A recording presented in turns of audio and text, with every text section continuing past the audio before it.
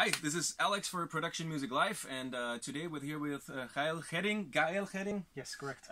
In his studios. You find his contacts below if you want to hit him up. We're here in Cancun on our big travel through Latin America. He's a Latin Grammy Award winner, so serious business here.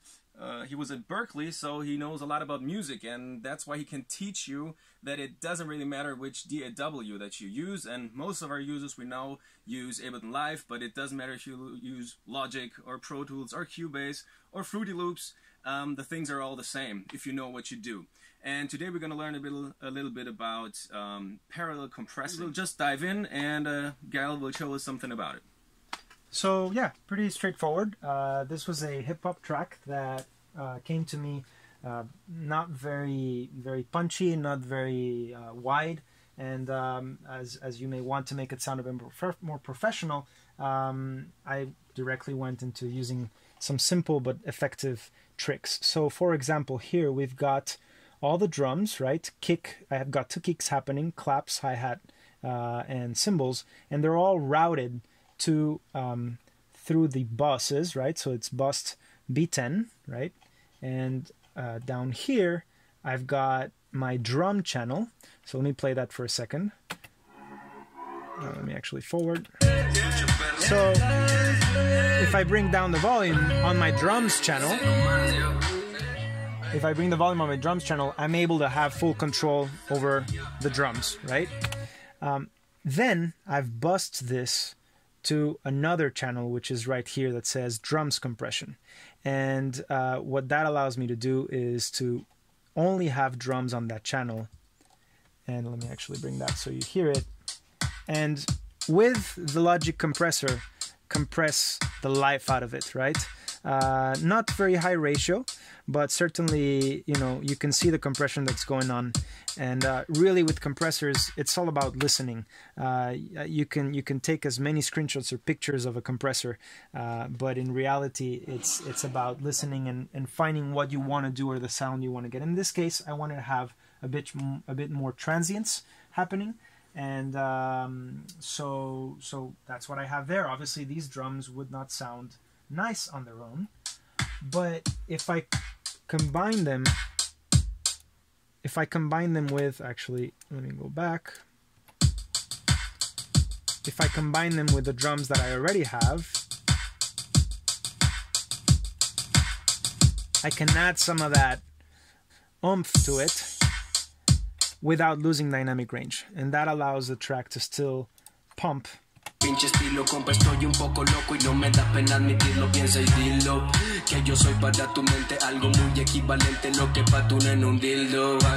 Now, when you're doing this, you might actually choose to just send some elements to it. You might not send hi-hats. In this case, I did it with all of it, but if you only want to have that little extra kick, pardon the pun, on the kick and the snare, then that's all you're sending to parallel compression, for instance. And then you're not compressing your whole kit and still keeping that high end and transients of the hi-hats or the cymbals or whatever is there, you know. So that's a nice thing to do.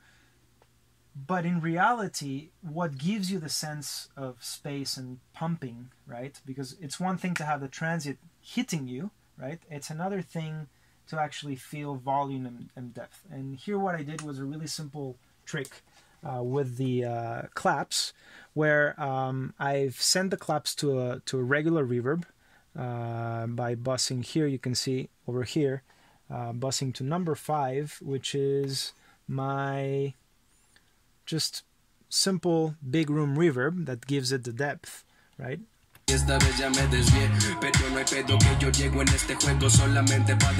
And I've also routed that to bus number, I believe it's let me see real quick, to bus number 4, where I have prepared on an aux track, I've prepared a reverb, Space Designer, bright plate, and then that reverb has been compressed a bit and EQ'd. And what that gives me is, it allows me to take some of that compressed reverb energy and give it an approximation to that 80s sound of the overcompressed gated type of reverb. It's not gated in this case, but you know, that kind of like energy, you know.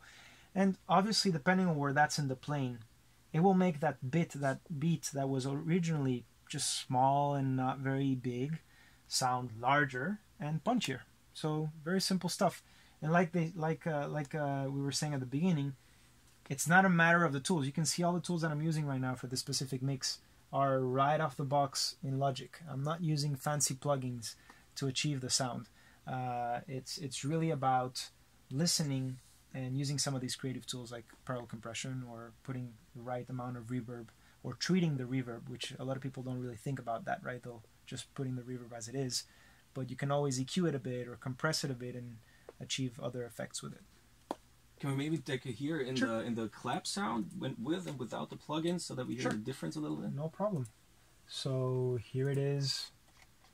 Let's actually turn off claps. Let's turn off the sends, and let me mute the parallel compression, and we can hear.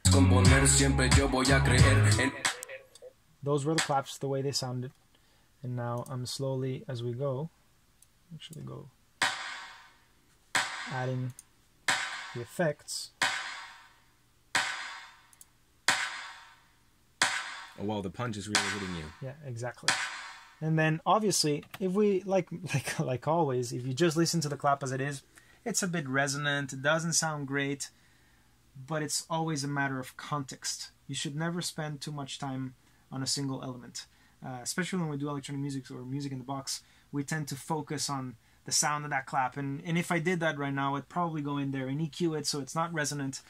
But that doesn't really matter if I'm listening in context, because that resonance that it has and that kind of maybe almost metallic sound that it has, it's exactly what I need to get it to cut through.